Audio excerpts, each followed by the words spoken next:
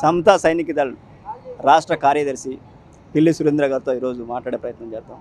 Sir చెప్పండి sir, ఈరోజు జగన్మోహన్ రెడ్డి జగన్మోహన్ రెడ్డి మా ప్రెస్ మీట్ పెట్టారు. మా దళిత ఎంపీలను అరెస్ట్ చేశారంటున్నారు. అదేవిధంగా ఈరోజు విజయవాడ మేయర్ రాయన్ భాగ్యలక్ష్మి వాళ్ళకి భర్తను ఇచ్చేసి చూసామంటున్నారు. దీన్ని ఎట్లా చూస్తారు మీరు? అది కాక ఏడ్చేడతాను. జగన్మోహన్ రెడ్డి గారు రెండు విషయాల్లో మాత్రం ఎక్కడున్నా కానీ పరిగెట్టుకుంటూ వస్తారండి. ఒకటి, ఎవరైనా జైల్లో ఉంటే ఆ జైలు దగ్గరికి వెళ్ళటం అంటే ఆయనకి చాలా ఇష్టం. జైల్లో ఎవరున్నా కానీ అక్కడ పరామర్శలకు వస్తాడు. ఇంకోటి, ఎవరైనా చనిపోయారంటే శవం ఎక్కడ దొరికిద్దో అక్కడికి వెళ్ళాలని ప్రయత్నం చేస్తాడు.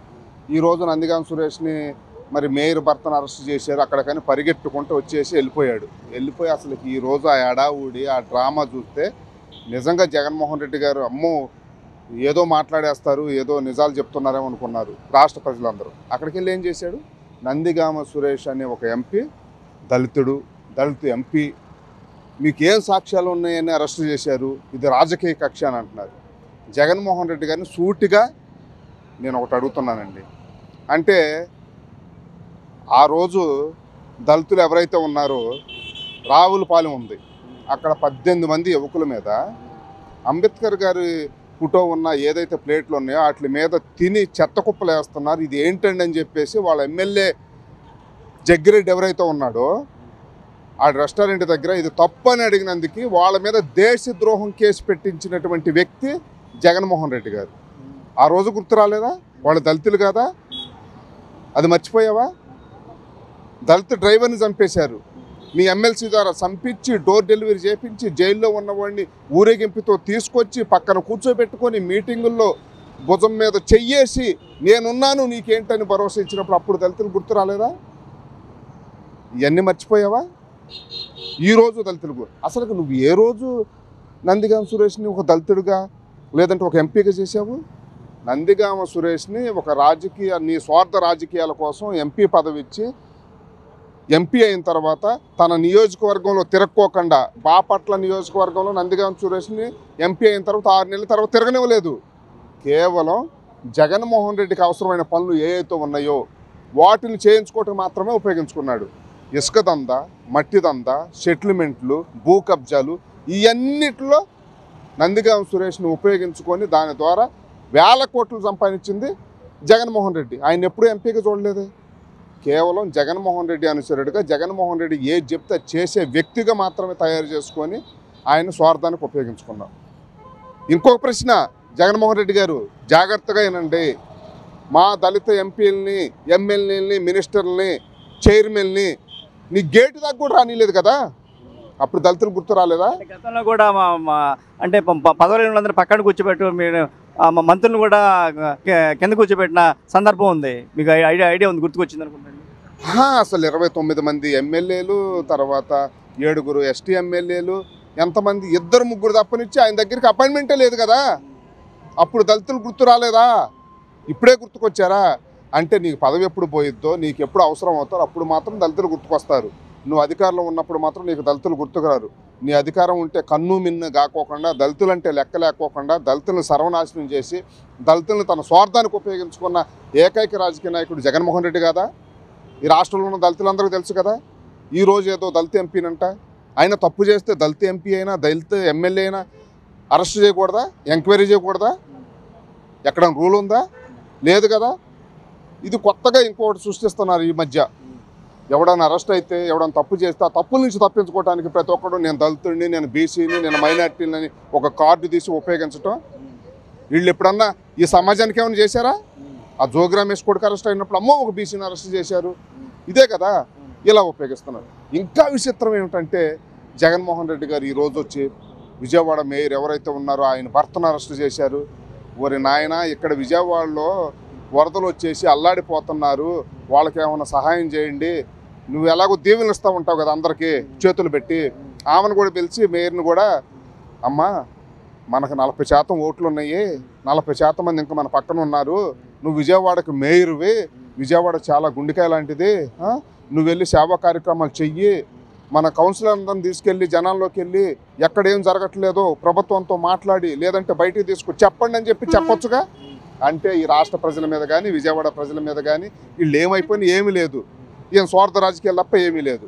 ఇంకొక విషయం, రాష్ట్రం అంతా అక్కడ బోట్లు వచ్చి గుద్దుకునే కృష్ణానదిలో అది పాడైపోయేలాగా ఉంది, దానికి డ్యామేజ్ అయ్యేది, కుట్ర కోణం ఉందని జరుగుతుంది కదా, రావచ్చు కదా. ఒక మాజీ ముఖ్యమంత్రిగా వచ్చి నిజంగానే ఎట్టిరిగిపోయిన గేట్లు అలా ఎలా ఇరుక్కుపోయినాయి అక్కడ బోట్లు కనుక్కోవచ్చుగా. నీకు బాధ్యత లేదా? ఎందుకంటే ఆయన చేపించిందే కాబట్టి, ఆయన కుట్రలో భాగమే కాబట్టి, ఈ ఎక్కడ మళ్ళీ అక్కడికి వెళ్తే విలేకరులు ప్రశ్నిస్తారు, ఆ సమస్య ఎక్కడ వచ్చిందని చెప్పేసి వాటి గురించి మాట్లాడడం. ఇది స్వార్థ రాజకీయాల కోసం, డైవర్స్ చేయడం కోసం మాత్రమే ఇవన్నీ చేస్తాడు. ఇంకొక విషయం ఏంటంటే, అయితే ఆయన ఎప్పుడు అరెస్ట్ చేశారు? ఎవరున్న నందిగం సురేష్ని ఏదో దొంగల పడ్డ 6 నెలలకి కుక్కలు మురిగినట్టు ఇప్పుడు ఎందుకని గుర్తుకొచ్చిందంటారు? అదే కదా ఇప్పుడు ఇవన్నీ చెప్తున్నారు కదా. మళ్ళీ ఈ బోటు విషయంలో ఎక్కడ నందిగం సురేష్ వీళ్ళ పేర్లు చెప్తున్నారు, ఇవన్నీ ఈయన మెడకి ఎక్కడ చుట్టుకుంటాయో అని చెప్పేసి ఏం చేస్తున్నాడు. ఈ కొత్త లాజిక్ తీసుకొచ్చాడు జగన్మోహన్ రెడ్డి గారు. ఏంటంటే అక్కడ విజువల్స్ ఉన్నాయా, ఈయన ఉన్నాడా, మీకు ఏం ఆధారాలు ఉన్నాయి అంటే, ఇప్పుడు ఏదన్నా ఒక హత్య చేయమని ఎవరైతే వాళ్ళు ఉంటారో వాళ్ళకి డబ్బులు ఇచ్చి పంపిస్తారు, సిఫార్సు ఇచ్చిస్తారు. అంటే ఇప్పుడు ఇచ్చినోడు ఆడు అక్కడ ఉన్నాడు కాబట్టి ఆడు లేనట్ట. అదే కదా లేనట్ట. అంటే ఇప్పుడు ఇక చేసినోడు మాత్రమేనా? ఆ పథకం రచించినోడు, దాన్ని కుట్ర పూనుకున్నోడు ఆడు కదా అసలుకి ముఖ్యమైనోడు. అందుట్లో ఇంత రాజకీయ కుట్ర దాగి ఉన్నాడు అసలు కదా అసలైనోడు ఆడు. ఇవన్నీ వదిలేసి అక్కడ లేవు ఇది లేదు అని చెప్తున్నాడంటే ఎంత మూర్ఖత్వం అండి. రాష్ట్ర ప్రజలందరికీ తెలుసు తెలుగుదేశం పార్టీ ఆఫీస్ మీద దాడి జరిగింది, దాని వెనకమాల ఎవరు ఉన్నారని చెప్పేసి అవన్నీ ఎంక్వైరీ చేస్తున్నారు, రిమాండ్ పంపించారు. ఏమాత్రం ఆధారాలు లేకపోతే ఇచ్చేస్తారు కదా. తర్వాత ఇంకో కొత్త విషయం తీసుకొచ్చాడు జగన్మోహన్ రెడ్డి గారు. ఏంటంటే 3 సంవత్సరాలు అయిపోయింది, ఇప్పుడు అలాగ తీసుకొస్తారని. మరి చంద్రబాబు గారి కేసు ఎప్పుడు, ఎన్ని సంవత్సరాల తర్వాత ఆయన అరెస్ట్ చేసింది? అప్పుడు గుర్తు రాలేదా? అప్పుడు బుద్ధి లేదా? దాన్ని ఏమంటారు, కుట్ర రాజకీయం అనరా? ఇవన్నీ రాష్ట్ర ప్రజలందరూ తెలుసుకోవాలి. ఎందుకనంటే జగన్మోహన్ రెడ్డి గారు చెప్పారంటే దాంట్లో ఆయన చేసినయే ఇక్కడికి వచ్చి చెప్తున్నాడు. ఈయన కుట్ర రాజకీయాలు ఈ రాష్ట్రంలో ఎలా విధ్వంసం చేయాలి, ఈ రాష్ట్రాన్ని సర్వనాశనం ఎలా చేయాలని అన్నీ చేసింది ఆయన. ఇంకొక విషయం కూడా మాట్లాడారు ఈరోజు. అసలు ఈరోజు యాక్టింగు, అసలు ఆ డ్రామా ఇవన్నీ చూస్తుంటే జనాలు అసలు అబ్బో అసలు జగన్మోహన్ రెడ్డి గారు ఏదో అనుకున్నారు. వచ్చేసి విలేకరుల మీద అలవటం, అబ్బా డ్రామా. నేను మాట్లాడను, మీరే మాట్లాడుకోండి, మీరే వేసుకోండి, నన్ను మాట్లాడినీరా అని అంటాం. తర్వాత అసలు యాక్టివ్ అనుకుంటా. అబ్బో అసలు ఈరోజు చూడలేకపోయామనుకోండి. ఆ విధంగా చేసుకుంటూ వచ్చేసి ఎన్ని సూపర్ 6 ఏమైంది? నువ్వు ఇచ్చిన హామీలు ఎప్పుడు అమలు చేసావయ్యా? 3 నెలలు అవుతుంది. 3 నెలలు ఇప్పటికి 4 అమలు చేశారు. మెగా డిఎస్సి కానివ్వండి, అత్యంత ముఖ్యమైన పెన్షన్లు పెంచి దేశ చరిత్రలోనే ఒకేసారి ఇచ్చిన ఇది కానివ్వండి, ఆ గంట కానివ్వండి, లేదా అన్నా క్యాంటీన్లు కానివ్వండి, ఇలా ప్రతి ఒక్కటి చేసుకుంటూ వస్తున్నారు. కంగారు ఎందుకు? ఆగు, చేయకపోతే ప్రజలు ఉన్నారు, అంతా చూస్తారు కదా. అంటే నువ్వు అనుకున్నమ్మటే నువ్వు వచ్చినమ్మటే చేసావా? ఎన్ని చేసావు చెప్పు? నువ్వు దిగిపోయే టైంకి కూడా నువ్వు ఇచ్చిన ముఖ్యమైన హామీలు ఏదైతే ఉన్నాయో లిస్టు తీసుకొని చెప్పావు కదా. మద్యపాన నిషేధం కానివ్వండి, సిపిఎస్ కానివ్వండి, ఇలా కొన్ని అవి ఏమీ చేయలేదు కదా. నువ్వు కూడా మాట్లాడితే ఎలాగ జగన్మోహన్ రెడ్డి గారు? కొంచెం జ్ఞానం తెచ్చుకోండి. ఆ పక్కెంట ఉండేవాళ్ళు ఎవరైనా చెప్పండి అయ్యా ఆయనకంటే ఆ డ్రామాలే చాలులే కానీ అని చెప్పేసి రాష్ట్ర ప్రజలందరూ అసలుకి ఈయన ఏం చేస్తున్నారో అర్థం కాని పరిస్థితుల్లో ఉన్నారు. ఇలాంటి వాళ్ళని రాబోయే కాలంలో గమనించాలని రాష్ట్ర ప్రజలకి విజ్ఞప్తి చేస్తున్నారు.